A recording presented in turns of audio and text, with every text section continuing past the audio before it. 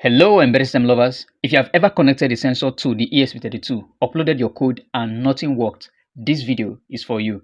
The ESP32 has many GPIO pins, but not all of them behave the same way. Some pins are safe, some pins will break your project at boot, and some pins should never be touched at all. In this video, I will show you exactly the ESP32 GPIO pins you should use and which ones to avoid and why. The ESP32 has up to 48 pins with multiple functions.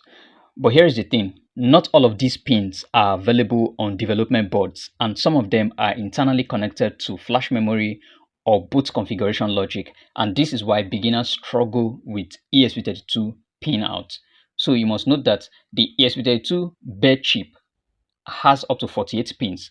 But when you buy an ESP32 development board, you only see about 30 pins or sometimes 36 pins depending on the development board that you purchase for your project. And that's because many pins are used internally for flash memory, for power, and for clocking.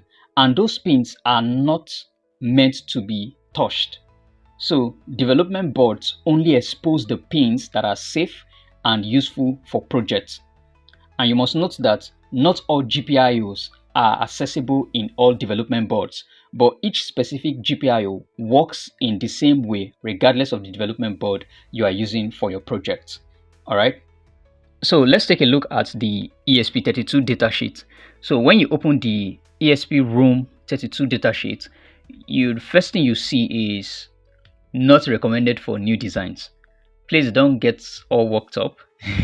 This does not mean the ESP32 is obsolete.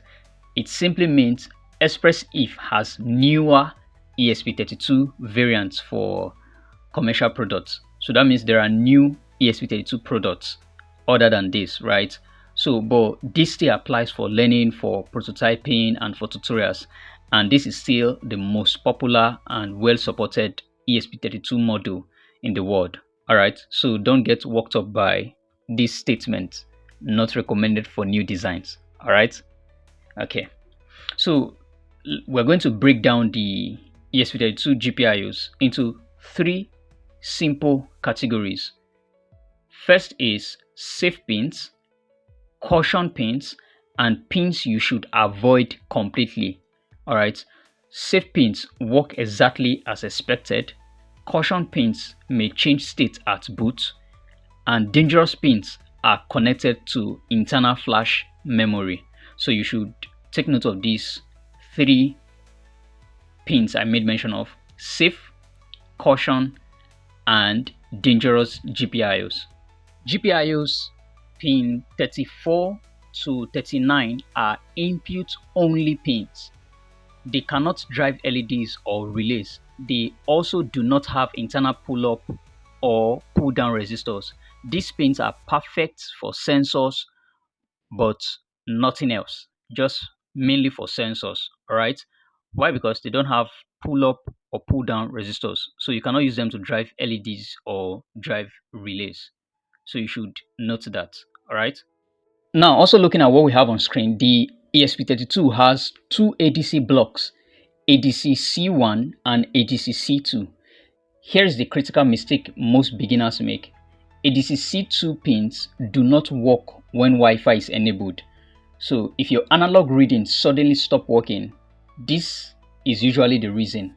So always use ADC C1 pins for Wi-Fi projects. So you must note this important fact about using the ADC blocks. So you must be able to differentiate between the ADC C1 and ADC C2, especially when you're working on your Wi-Fi based projects. Still looking at what we have on screen, the ESP32 also has built-in capacitive touch sensors. So you can detect finger touches without physical buttons, and these pins can wake the ESP32 from deep sleep. Alright, so the ESP32 has the touch pins and some of these cool features where you don't need physical buttons to work with. Alright, and now onto the PWM, I2C, SPI, and UART. You must note that almost every output capable pin on the ESP32 development board can generate PWM, that is pulse width modulation.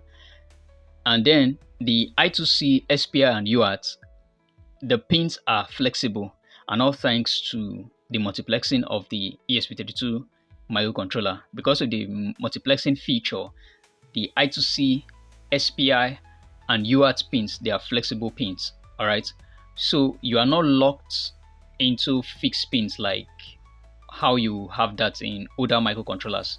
Older microcontrollers, this pin is just locked into, it's not fixed like that for the ESP32 because of the multiplexing feature. But you must always avoid flash pins and bootstrapping pins. Avoid flash pins and bootstrapping pins. Let me repeat, avoid flash pins and bootstrapping pins. All right. You must also note that some GPIOs decide how the ESP32 boots. So if peripherals pull these pins to the wrong level, your board may refuse to upload code. And this is one of the most frustrating ESP32 issues for most beginners. So I would advise that for most projects, stick to safe GPIOs like GPIO 16, 17, 18, 19, 21, 22, 23, 25, 26, and 27. And please avoid flash pins. All right, use ADC C1 pins, that's ADC1 pins for analog sensors with Wi-Fi, and always double check boot pins before connecting your peripherals. All right, so if you have any question, please leave your question in the comment section below. And if you like this video, don't forget to like and subscribe to this channel if you are new to this channel. We talk about embedded systems and IoT mastery and how we can all become exceptional embedded system engineers. So leave your comments in the comment section below, and don't forget to like, subscribe, and share this video. Thank you for watching, and see you in the next episode. Bye.